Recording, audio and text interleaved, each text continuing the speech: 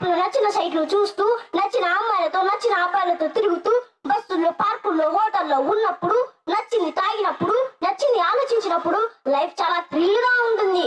గాల్లో తేలినట్టుంటుంది, గుండె పేలినట్టుంటుంది. కానీ అది నెమ్మదిగా నిన్ను చంపేస్తుంది. అది నెమ్మదిగా నిన్ను నాశనం చేస్తుంది. కానీ ప్రియులారా, నువ్వు నాశనం కావడం దేవునికి ఇష్టం లేదు. అందుకే నశించిన దానిని వెతికి రక్షించుటకు యేసుక్రీస్తు ఈ లోకానికి వచ్చాడు.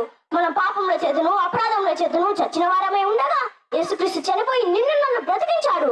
యేసుక్రీస్తు జననం ఆశ్చర్యం, ఆయన జీవన విధానం ఇంకా ఆశ్చర్యం, ఆయన మరణించి తిరిగి లేవడం ఇంకా ఆశ్చర్యం. అందుకే బైబిల్ ఏమంటుందో తెలుసా? ఆయన ఆశ్చర్యకరుడు అంటుంది. ఆయన ఆశ్చర్యకరుడు, ఆలోచనకర్త, బలవంతుడైన దేవుడు అంటుంది. కాబట్టి ప్రియులారా, పాపం చేసి దేవుని దండనకు గురి కాకండి. పాపం చేయడమే ఆనందం అని భ్రమపడకండి. అయినా ఇంత చెప్పినా నువ్వు వినకుండా నా జీవితం, నా ఇష్టం